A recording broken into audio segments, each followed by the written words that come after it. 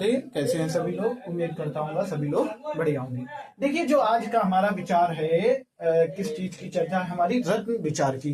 कौन सी उंगली में किस धातु को पहनना चाहिए, 5 उंगली में किस धातु, कौन सा ग्रह क्या पहनना चाहिए। हर मतलब मेरे लिए अगर मोती शुभ है, किसी के लिए माणिक शुभ है, किसी के लिए नीलम शुभ है। मतलब हर किसी का अपना अपना होता है, हर किसी का एक थोड़ी ना होता है, सभी का अलग अलग होता है।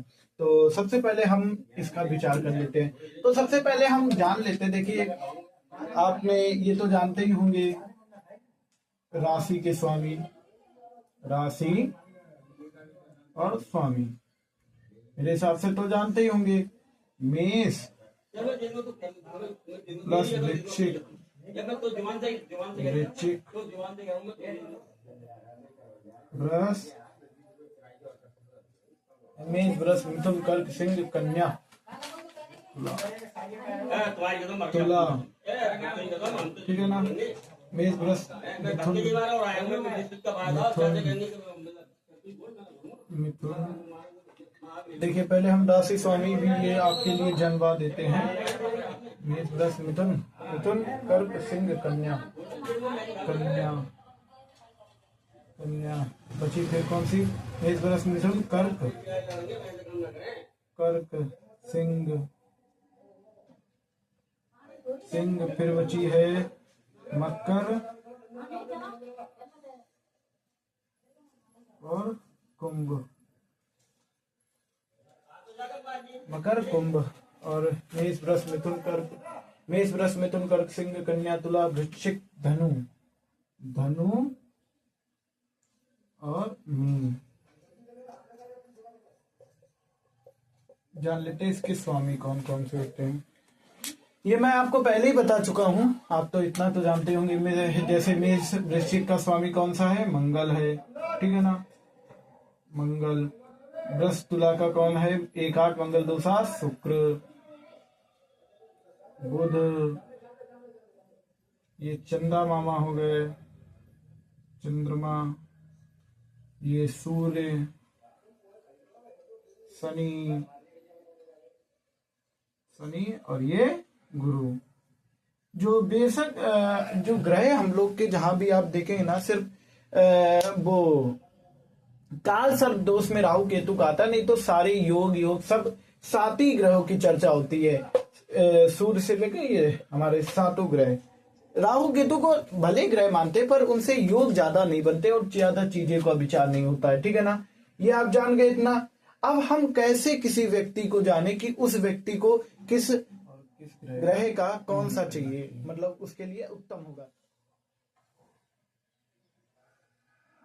ठीक है ना, मान लीजिए यहाँ 2 है, 2 3 4 5 6 7 8 9 10 11 12 1 2 7 शुक्र। स्वामी कौन हुआ हमारा इसका, शुक्र। और मान लीजिए शुक्र हमारा बैठ जाए जाके कन्या, कन्या में बैठ जाए, यानी कि यहाँ पे शुक्र बैठ जाए, तो क्या कभी शुक्र का पहनना चाहिए, नहीं पहनना चाहिए। क्यों, लग्नेश जो हमारा, लग्नेश मतलब कि लग्न का जो स्वामी है, लग्नेश अगर हमारा नीच राशि में बैठ गया, यानी छठम, यानी कन्या राशि, और कन्या नीच है उसके लिए, तो कन्या जब नीच में बैठ गया तो उसे कोई शुभ फल देगा, नहीं देगा शुक्र। क्यों, क्योंकि वो नीच में बैठा है, इसलिए। अब यही लग्नेश मान लीजिए ये है, अब इसे अगर यही लग्नेश हमारा शुक्र मीन में बैठ जाए, यानी कि 12 में, मीन है ना, हाँ, शुक्र यहां पे बैठ जाए, तो एक तो ये क्या हो गया, ये अपने उच्च राशि में बैठा गया है, तो इसके प्रति हमें उसका रत्न पहनना चाहिए। अब जैसे शुक्र का जो रत्न है वो हमारा हीरा होता है। ठीक है ना, हीरा से रत्न का धारण करना चाहिए शुक्र के उच्च में, तो रत्न तब धारण करेगा, यहाँ पे धारण नहीं करेगा, नहीं तो फिर उसका निगेटिविटी देगा। और अगर असली रत्न होगा ना, उसे 1 महीने में ही फर्क शुरू हो जाएगा। और इसका रत्न सही पहनना चाहिए, जो भारत सरकार प्रमाण देती है, उस वाला नहीं, नकली वाला नहीं पहनना, क्योंकि फिर उसका प्रभाव ही नहीं दिखेगा। तो समझ गए। अब अगर यहाँ बैठता है तो शुक्र के संबंधित हम जान जप इत्यादि करेंगे, ना कि उसके प्रति उसका रत्न पहनेंगे, ठीक है ना। अब जैसे मान लीजिए 4, ये चंद्रमा है, चंद्रमा है। अब यही चंद्रमा वृश्चिक में बैठ जाए, वृश्चिक यानी यहाँ पे बैठ जाए चंद्रमा, तो क्या इसको चंद्रमा के प्रति ये पहनेगा रत्न? ये मुझे कमेंट में बताइए। चंद्रमा के प्रति ये नीच राशि में बैठ गया तो ये पहनेगा? अब मुझे ये चीज कमेंट में बताइएगा। चंद्रमा अगर ऐसा है, चतुर्थ का जो स्वामी है बैठ रहा है अष्टम में, तो ये क्या चंद्रमा का स्वामी चंद्रमा है ना, बैठा है अपने नीच घर में, क्या उसके प्रति ये जिसकी भी कुंडली हो जातक, वो क्या इसके प्रति रत्न पहनेगा? हाँ या ना मुझे कमेंट में बताइएगा, फिर मैं उसको सुधार करूंगा, ठीक है ना। तो जैसे नीच है, त्रिक भाव में है, 6, 8, 12 भाव में है, वहां पे अगर उसके प्रति रत्न पहनोगे तो घाटे में जाओगे। रत्न किसे पहने जाते? केंद्र भाव में जो ग्रह हो, 1, 4, 7, 10, 3, 6, 9, ये एक जो त्रिक भाव में है उनके तब कभी ना पहनना। 6, 8, 12 ऐसे यजमान को भी नहीं पहनवा देना, नहीं तो फिर उससे घाटा और होगा, फायदा नहीं होगा। जो केंद्र भाव में और मजबूत करोगे, जो 6, 8, 12 भाव या फिर नीच भाव में अस्त हैं उनके प्रति अगर रत्न पहनाओगे तो घाटे में जाओगे और यजमान का भी कल्याण नहीं होगा। दूसरा, रत्न पहनाना असली पहनाइएगा, ठीक है ना, जो भारत सरकार के द्वारा प्रमाणित हो। अब हम ये जान लेते हैं कि किस ग्रह का कौन सा रत्न होता है, ठीक है ना, ये जान लेते हैं कि किस ग्रह को कौन सा पहनना चाहिए। पहले इधर साइड ग्रह लिख लेते हैं, ग्रह और रत्न, और कौन सी उंगली में भी धारण करना चाहिए, उंगली मतलब किस उंगली में उसके लिए शुभ रहेगा। और धातु,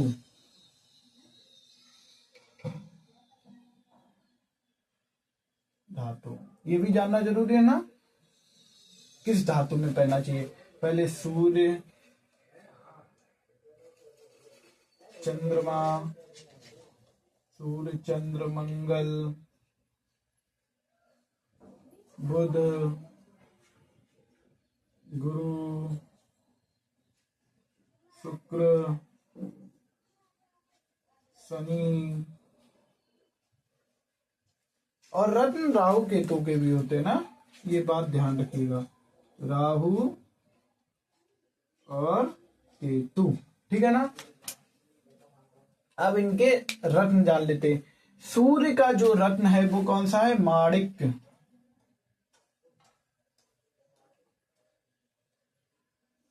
सूर्य का कौन सा रत्न है? माणिक्य। और चंद्रमा का हमारा मोती। चंद्रमा हमारा कौन सा रत्न पहनता है? चंद्रमा हमारा मोती पहनता है। तीसरा, मंगल कौन सा पहनता है? मूंगा। मंगल कौन सा रत्न पहनता है? मूंगा। बुध कौन सा रत्न पहनता है? पन्ना।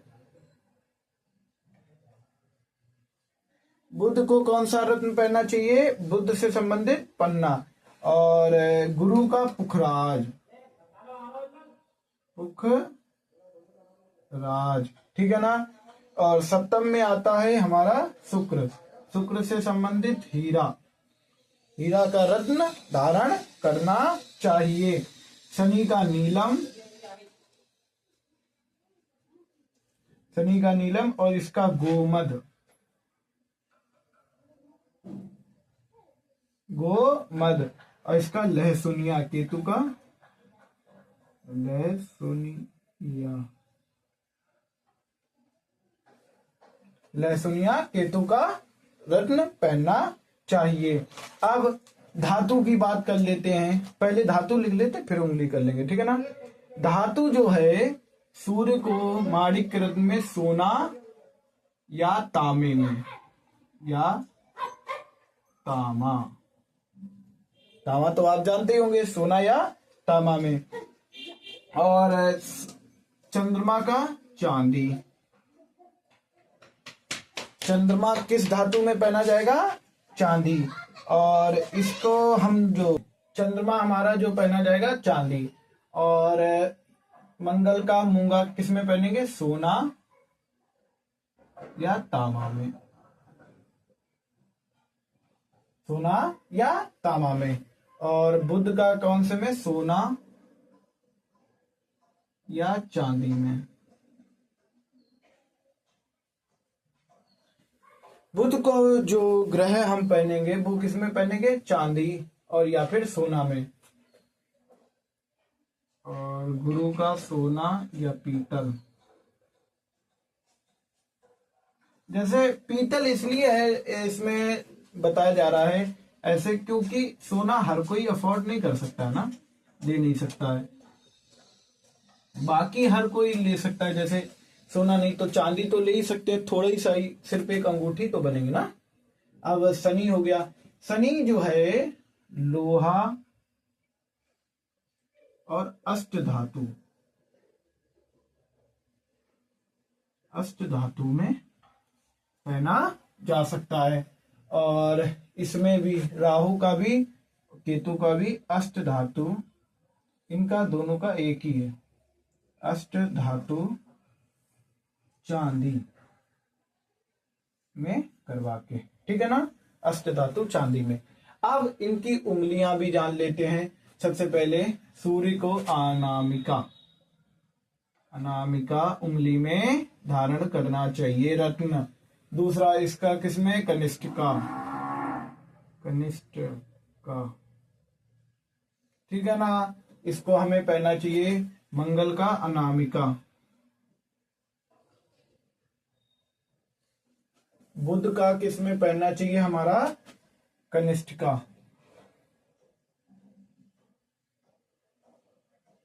कनिष्ठिका। फिर है तर्जनी। गुरु का पहनना चाहिए तर्जनी में। और बाकी सबका, इन पूरों का मध्यमा में पहनना चाहिए। मध्यमा में शुक्र को भी, शनि को भी, राहु को भी, केतु को भी, ठीक है। इतना समझ गए कौन सा रत्न होता है। अब हम एक बार कुंडली में देख लेते हैं। जैसे मान लीजिए ये कुंडली हमारी अब तैयार है।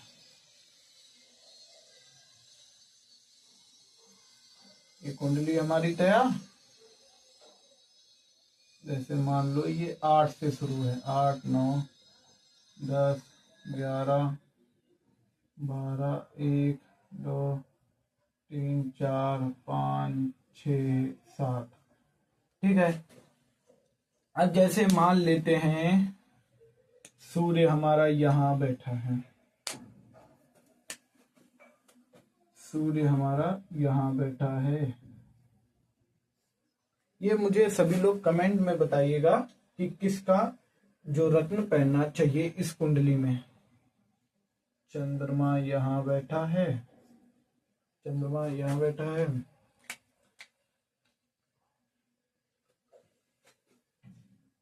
चार मंगल और ये सूर्य चंद्र मंगल बुध,